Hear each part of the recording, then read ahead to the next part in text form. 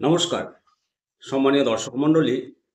2025 সালের primary recruitment প্রক্রিয়া শুরু হওয়ার পূর্বে একটা নতুন জটিলতা শুরু হলো, একটা আইনি জটিলতা শুরু হয়েছে। আর এই নিয়েই সম্প্রতি কলকাতা হাইকোর্টে একটা নতুন মামলা দায়ের হয়েছে। সেখানে নিয়োগের নিয়মে একাডেমিক স্কোরের বৈষম্য তুলে ধরা হয়েছে। মামলাকারীদের অভিযোগ, পশ্চিমবঙ্গ প্রাথমিক শিক্ষা পর্ষদ এখনও 2016 সালের পুরনো গ্যাজেট অনুসরণ করে নিয়ম প্রক্রিয়া চালাচ্ছে। এর ফলে এই নিয়োগে ওল্ড সিলেবাসের চাকরি প্রার্থীরা ক্ষতিগ্রস্ত হচ্ছে। মূল অভিযোগ কি? মূল অভিযোগ বলতে মূল সমস্যা হলো একাডেমিক স্কোরের নাম্বার বিভাজন নিয়ে। বর্তমানে যে পদ্ধতিতে একাডেমিক স্কোর গণনা করা হয় তাতে নিউ সিলেবাসের প্রার্থীরা বেশি অ্যাডভান্টেজ পাচ্ছে, আর পুরনো সিলেবাসে যারা পড়াশোনা করেছেন তাদের প্রাপ্ত নম্বরের শতাংশ কমে যাচ্ছে। এর ফলে তারা প্রতিযোগিতাতে পিছিয়ে পড়ছে। এর ফলে একটা বৈষম্য সৃষ্টি হয়েছে। এই বৈষম্য দূর করতে মামলা হয়েছে। মামলাকারীদের দাবি একটি ন্যায্য নিয়োগ প্রক্রিয়ার পরিপন্থী। এই আইনি লড়াই যেটা শুরু হলো তাতে বেশ কিছু সুনির্দিষ্ট দাবি পেশ করা হয়েছে। দাবিগুলোর মধ্যে প্রথম দাবি হলো, অন্যান্য রাজ্যের মতো পশ্চিমবঙ্গেও শিক্ষক নিয়োগ পরীক্ষা যেটা টেট, তাতে নম্বরের গুরুত্ব বা ওয়েটেজ বাড়াতে হবে। টেট পরীক্ষার নাম্বারের গুরুত্ব বাড়াতে হবে।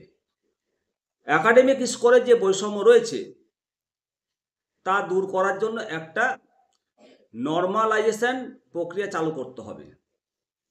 এর মাধ্যমে পুরাতন এবং নতুন উভয় সিলেবাসের প্রার্থীদের একই মাপকাঠিতে বিচার করা সম্ভব হবে। তৃতীয়ত, গ্যাজেট পরিবর্তন। নিয়োগের ভিত্তি যে 2016 সালের গ্যাজেট, সেটিকে পরিবর্তন করে একটা সময়োপযোগী এবং ন্যায্য নিয়মাবলী তৈরি করতে হবে। মামলাকারীরা উদাহরণ হিসাবে দিয়েছেন যে সম্প্রতি যে স্পেশাল এডুকেশন এবং স্বাস্থ্য দপ্তরের স্টাফ নার্স নিয়োগের ক্ষেত্রেও গ্যাজেট পরিবর্তন করে নর্মালাইজেশন প্রক্রিয়া আনা হয়েছে। সুতরাং প্রাইমারি নিয়োগের ক্ষেত্রেও এটা সম্ভব।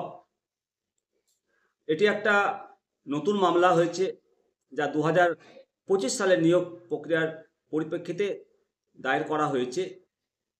যদিও এই বিষয়ে আগেও মামলা হয়েছিল এবং তার ভিত্তিতে মৈত্রী কমিটি গঠন করা হয়েছিল।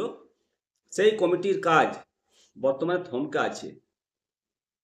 যেহেতু নিয়োগ প্রক্রিয়া খুব শীঘ্রই শুরু হতে পারে, সেজন্য মামলাটার দ্রুত শুনানি চেষ্টা করছে তারা। কেননা নিয়োগ প্রক্রিয়া শুরু হয়ে গেলে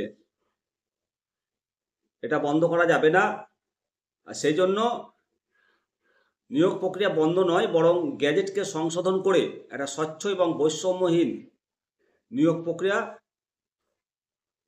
শুরু করা প্রয়োজন।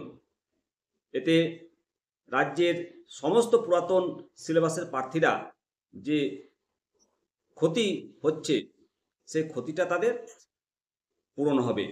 আর এই জন্য পুরাতন সিলেবাসের এই প্রার্থীদের লড়াইয়ে সামিল হওয়ার জন্য আহ্বান জানিয়েছেন। তবে একটা কথা বলতেই হয়, সম্মিলিতভাবে এই লড়াই করলে এই বৈষম্য দূর করা সম্ভব। অবশ্যই আপনাদের মতামত জানাবেন। পরবর্তী আপডেট পাওয়ার জন্য চ্যানেলটিকে সাবস্ক্রাইব করুন। জয় হিন্দ, জয় ভারত।